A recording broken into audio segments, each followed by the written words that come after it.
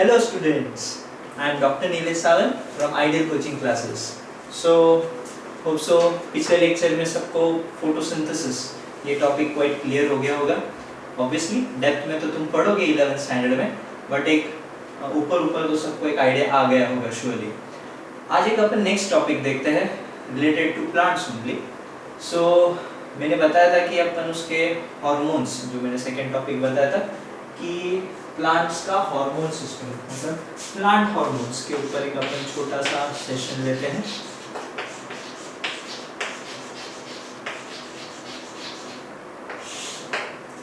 Now majority 8, 9, 10th में ये शायद हुआ नहीं होगा. सम हार्मोन्स तुमने शायद सुने होंगे, इसलिए थोड़ा सा ऊपर ब्रीफिंग हम इसका देख लेते हैं. करंटली न्यू सिलेबस में ये तुम्हें 12th स्टैंडर्ड में ये लेसन होने वाला है. ठीक है, ओल्ड सिलेबस में अगर आप एनसीईआरटी का सिलेबस देखते हो, ये lesson plant hormones 11th standard में है. एंड अपने स्टेट बोर्ड में यही 12th स्टैंडर्ड में, जो अभी ये साल न्यू बुक आई है, तो उन्होंने 11th का सिर्फ 12th में कर दिया है. That's the only thing. थोड़ा डेप्थ में भी कर दिया है, बट अपन उसका कुछ ऊपर पार्ट देखेंगे. तो सिंपल सी बात है, मैंने तुम्हें जब जूलॉजी में भी समझाया था कि वी आर कॉम्प्लेक्स ऑर्गेनिज्म. वैसे प्लांट्स भी एक कॉम्प्लेक्स ही बॉडी है. प्लांट्स में देखा जाए तो ज़्यादा वेरिएशंस नहीं, in the sense they have basic 6 organs. जैसे अपने में मल्टीपल ऑर्गन्स है, प्लांट्स के अंदर अगर हम देखें basically they are 6 organs: roots, stems, leaves, flowers, fruits and seeds. So इसके अलावा मुझे बताओ और कौन सा ऑर्गन है जो उसमें है. हाँ, जो भी थॉर्न्स वगैरह हम देखते होंगे या टेंड्रिल्स वगैरह, वो इन्हीं के मॉडिफिकेशंस है, इसलिए हम उन्हें सेपरेट ऑर्गन्स नहीं मानते. बट बेसिकली देखा जाए तो प्लांट बॉडी इन 6 टाइप के ऑर्गन से ही बनी है. सो देख सकते हो there is no such complexity जैसे इंसानों में या कोई एनिमल में है. Like we have nerve cells, we have RBCs, they are different.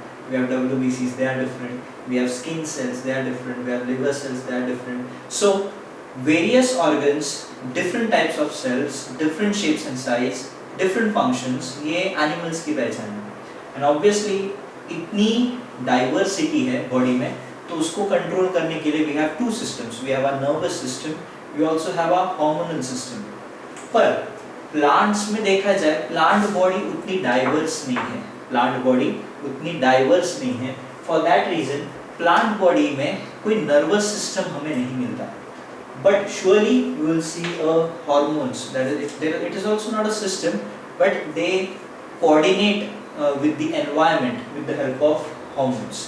सबने कुछ फिनोमेनन सबने देखे होंगे. कुछ जैसे एग्जांपल देता हूँ, फ्रूट्स आते हैं, फ्रूट्स राइप होते हैं. देन तुमने सनफ्लावर देखा रहेगा, जब सनराइज होता है तो it faces east. Then as the sun sets, so it turns west. So ये जो motions है plants के, ये कौन कंट्रोल करता है? Then flowering, मतलब कभी सोचा है कि मैंगो ट्री को आम सिर्फ फरवरी टू जून रफली अगर हम देखें इस सीजन में आते हैं.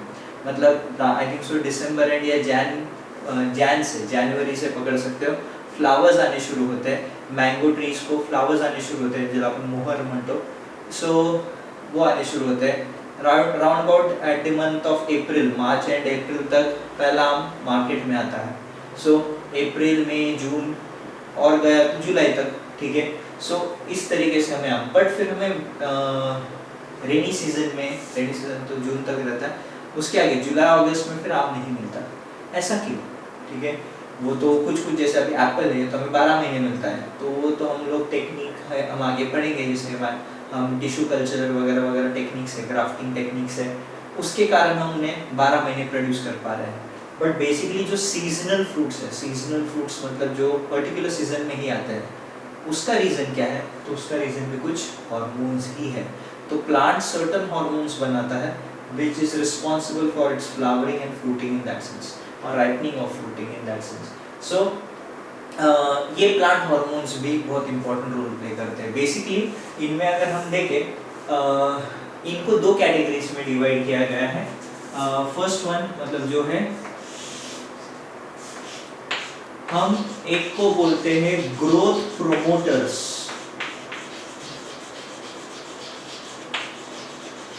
एंड दूसरों को बोलते हैं ग्रोथ इनहिबिटर्स. मतलब सादी भाषा में ये हॉर्मोन्स प्लांट्स की ग्रोथ को बढ़ाते हैं। प्रोमोट करना means they will enhance it, it will grow it in that sense. And inhibitor मतलब ऑब्वियसली थोड़ा negative effect, it will stop it, उसके ग्रोथ कम कर देगा, ये झड़ा देगा, लीव्स को शेड ऑफ करना, तो ये सब लाइक दैट इनहिबिटिंग एक्टिविटीज ये है।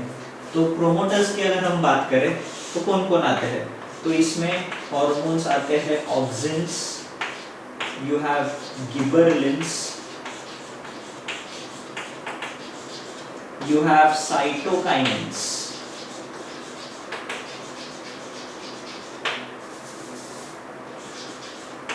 So basically these three hormones, these are growth promoters: auxins, cytokinins, gibberellins. Whereas inhibitors के तौर पे अगर हम देखें तो कुछ हद तक एथिलीन गैस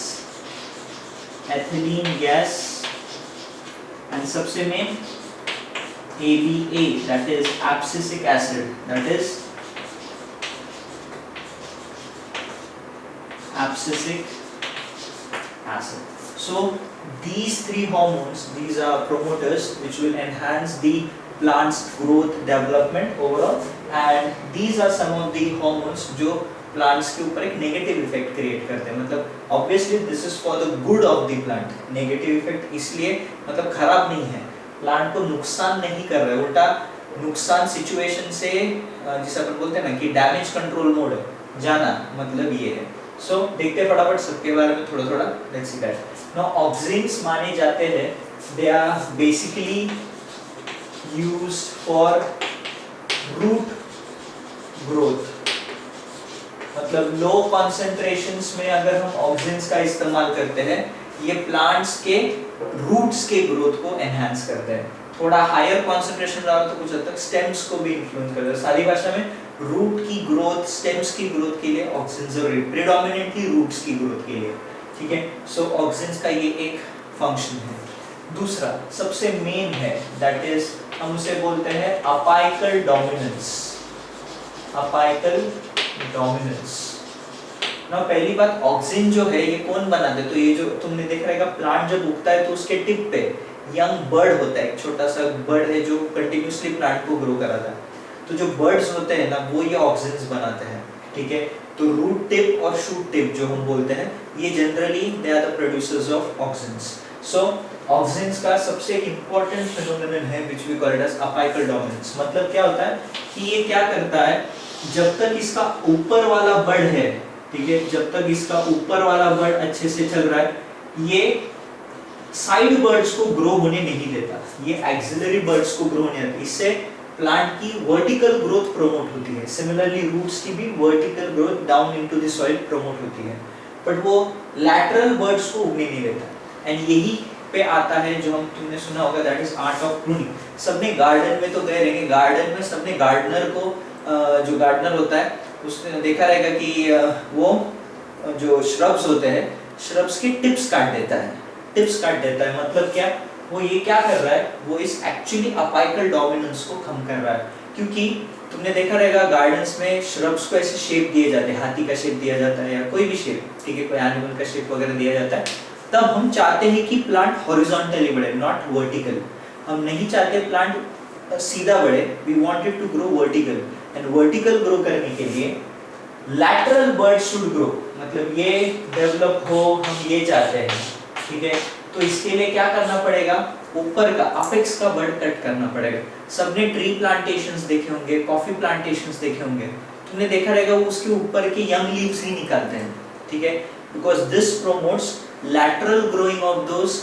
क्योंकि ओवरऑल जब हम बर्ड्स को क्लासिफाई करते हैं प्लांट्स में, तो हम दो टाइप के पकड़ते हैं, अपाइकल बर्ड जो ऊपर है एंड टर्मिनल बर्ड्स मतलब जो साइड में। अब तुम ही देख रहे हो प्लांट में टर्मिनल बर्ड ज्यादा है और अपाइकल एक ही है।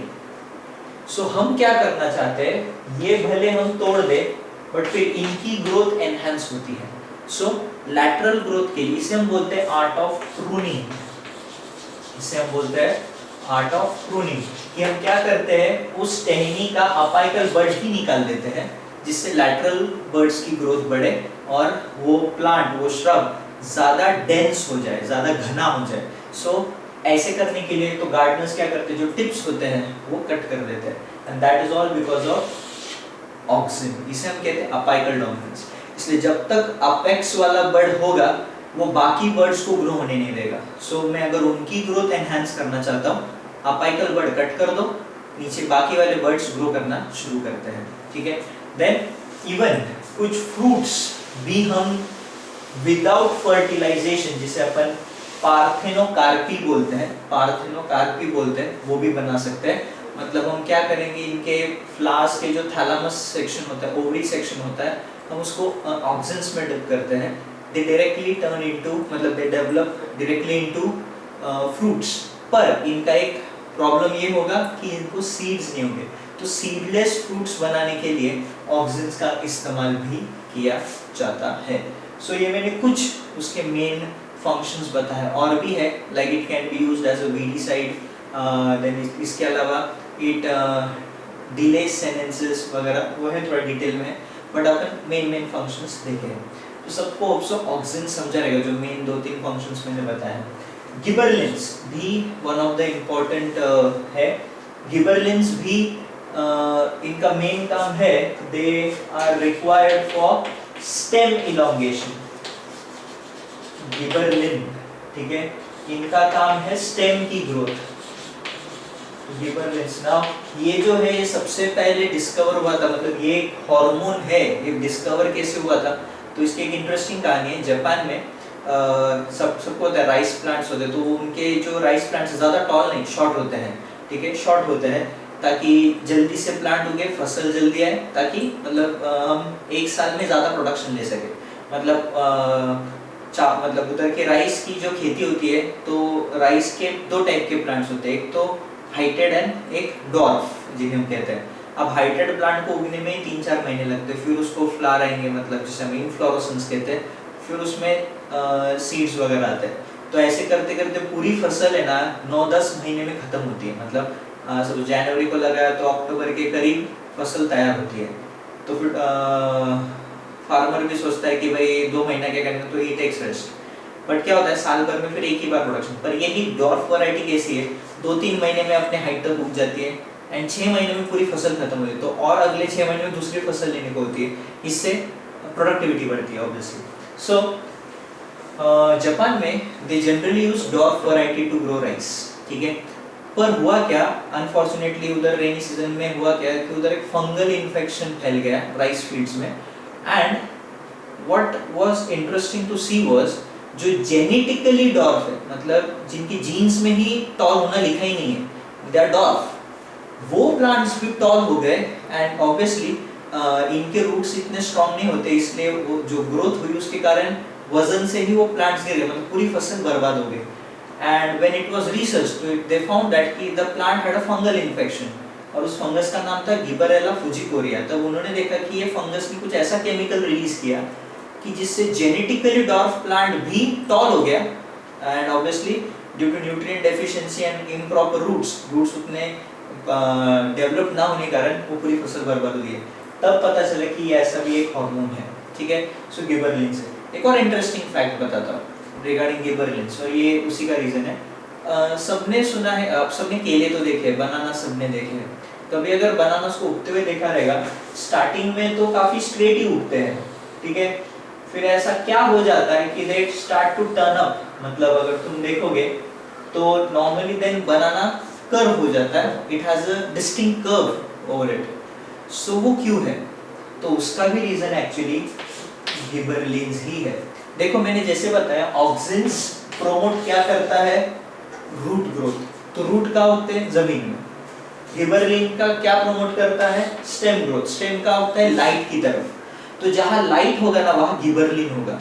तो सिंपल सी बात है, जब बनानास ग्रो करते, डेवलप करते हैं, so when they are young and when they develop to a certain length, तुमने देखा रहेगा बनानास के नीचे ऐसे छोटा छोटा ब्लैक, तो this is the remnant of those flowers, तो उसका जो टिप है ना, it starts producing gibberellins, and gibberellins की natural tendency is to grow towards light. तो जो बनाना वर्टिकली नीचे जाना चाहिए था वो कर्व हो जाता है, it starts to grow towards the light. and that's why bananas are generally curved. So that is because of the gibberellins. ठीक है. Cytokinins, नाम में मीनिंग है, cyto means cell, kinin means to stimulate. So ये एक ऐसा hormone है जो सेल डिवीजन प्रोमोट करता है, तो it enhances the plant growth in that sense. So ये दोनों स्टेम एंड रूट्स दोनों पे काम करता है, लीव्स पे काम करता है, फ्रूट्स पे काम करता है, तो उनकी ग्रोथ हो सके, प्रॉपर ग्रोथ हो सके, ये उसका काम है. So here you can see all are promoting growth, ठीक है, of the plant. And next ethylene gas. Now ethylene gas के तीन ही मेन काम हैं. पहला तो सबसे main, it is used for ripening of fruits. देखा रहेगा जो हम बोलते रहते हैं ना कि आर्टिफिशियली फ्रूट राइप करते हैं, फार्मर्स क्या करते हैं, फुल्ली ग्रोन पर कच्चे फ्रूट्स पेड़ से निकालते हैं, ट्रांसपोर्ट कराते हैं, फिर जहाँ पे इन्हें बेचना होता है उन्हें एक बंद कमरे में रखते हैं और उधर एक गैस रिलीज कर देते हैं. That is nothing but ethylene gas. और उससे क्या होता है, वो पक जाते हैं. या तुमने देखा है कि आम को हम पेटी में डालते हैं जिसमें भूसा है, तो होता क्या है, वो गर्मी से क्या होता है, they start to release that ethylene gas, और उसी से वो पकते हैं, उनका रेस्पिरेशन बढ़ जाता है and they release ethylene. And इसलिए तो हम देखो कभी कभी आम या फ्रूट्स को, जैसे आम है, हम उन्हें पकने के लिए ग्रेन्स में दबा देते हैं. घर पे अगर कच्चे आम लाए रहेंगे तो उन्हें पकाने के लिए हम गेहूं में ग्रेन्स में डालते हैं, बिकॉज ग्रेन्स भी क्या करेंगे, दे आर सीड्स भी रेस्पायर करेंगे तो वो भी गर्मी पैदा करता है. एंड उसमें भी होता है कि they also release up to some amount of ethylene gas, CO2 भी रिलीज करते हैं. और एथिलीन गैस, एथिलीन सबको पता है, ऑर्गेनिक केमिस्ट्री है, याद रखो ये गैस है बट ये एक हार्मोन है प्लांट में जो फ्रूट्स को पकाता है. So that is the one of the case. Next it's also promote senescence. Senescence मतलब क्या, देखो अगर कोई पत्ता झड़ रहा है तो उसको जल्दी से झड़ा देगा, क्योंकि वो नहीं चाहता ये टिका रहे. ये सब क्या करते हैं, सेनेंसिस रोकते हैं. अगर कोई पत्ता डैमेज हो गया है सनलाइट के कारण, उसका क्लोरोफिल डिस्ट्रॉय हो गया है, ये वापस क्लोरोफिल सिंथेसाइज करा देगा, पत्ते को वापस रिजुविनेट करके नॉर्मल कर देगा. बट ये उल्टा है. जैसे अभी सपोज समर सीजन चल रहा है, सबको दिख रहा है, तो बहुत गर्मी होती है, तो ऐसे उसमें पानी नहीं मिलता वगैरह वगैरह. तो जब प्लांट को पानी की कमी होती है, तो जो ऑलरेडी ओल्डर लीव्स हैं, प्लांट क्या करते हैं, उन्हें झड़ा देता है. तो ये ethylene gas, it promotes सेनेंसिस. Senescence मतलब झड़ा देना इन दैट सेंस. ये सबसे की हार्मोन है. ये इसको तो हम प्लांट का स्ट्रेस हार्मोन कहते हैं, दैट इज एब्सिसिक एसिड. ये प्लांट का स्ट्रेस हार्मोन है. मतलब कोई भी ड्रॉट सिचुएशन आए, हाई टेम्परेचर आए वगैरह, ऐसा बहुत सूरज है या सनलाइट है ही नहीं इन दैट सेंस, जैसे रेनी सीजन में होता है, बादल घिराए रहते हैं, दिन भर सूरज दिखता भी नहीं है, ऐसे केस में एब्सिसिक एसिड प्लांट को बचाता है. सो ये क्या कर देता है, सारे ग्रोथ रोक देगा, सारे डेवलपमेंट रोक देगा, क्योंकि फिलहाल प्लांट को सरवाइव करना है. ठीक है, इस रीजन से. सबने सुना होगा, हम बादाम तो तुम लोग होपफुली खाते होंगे, या तुमने सुना होगा बादाम को सोक करके खाया करो. जनरली तुमने घर पे भी देखा होगा, मम्मी कभी छोले बनाती है या कभी स्प्राउट्स होगा, जैसे उसरा बना, घर पे हम उसे भिगो के रखते हैं. मतलब the day before we use, हम एक दिन पहले उसे भिगो के रखते हैं. कभी अगर डोसा बनाते हुए मम्मी को देखा रहेगा, तो डोसे के लिए हम क्या करते हैं, रात को ही पहले चावल भिगो के रखते हैं, दाल भिगो के रखते हैं सुबह तक, फिर हम उनको ग्राइंड करके यूज करते हैं. तो कभी पूछा है कि ये भिगोने से होता क्या है? भिगोने का मकसद एक ही है, एब्सिसिक एसिड सीड्स में होता है. जब तक एब्सिसिक एसिड सीड्स में होता है ना, सीड्स जर्मिनेट नहीं करते. एंड जब तुम पानी में इन्हें डालते हो ना, तो ये एब्सिसिक एसिड पानी में निकल जाता है. एंड दूसरी बात, अगर तुम वैसे इसलिए कच्चे बादाम खाओगे, डायरेक्टली बादाम अगर तुम कंज्यूम करते हो, इट समटाइम्स कुछ लोगों को डाइजेस्टिव इश्यूज होते हैं, फिर वो डाइजेस्ट नहीं होता, दूसरे उसके न्यूट्रिएंट्स नहीं मिलते तुम्हें, बिकॉज ये एब्सिसिक एसिड उसमें, एब्सिसिक एसिड और एक फाइटिक एसिड करके एक और होता है. तो ये दोनों क्या करते हैं, दे हिंडर आवर डाइजेशन. ठीक है, ये डाइजेशन होने नहीं देते. एंड इसलिए जब भी तुमने देखा रहेगा कि कभी अगर तुमने छोले खाए तो किसी किसी को गैस होता है वगैरह, रीजन ये है, is because of this abscisic acid. इसलिए अगर तुम चाहते हो उसके कोई साइड इफेक्ट्स ना हो, छोले के बोलो या तुम बादाम बोलो, इन्हें भिगोना सबसे बेस्ट है.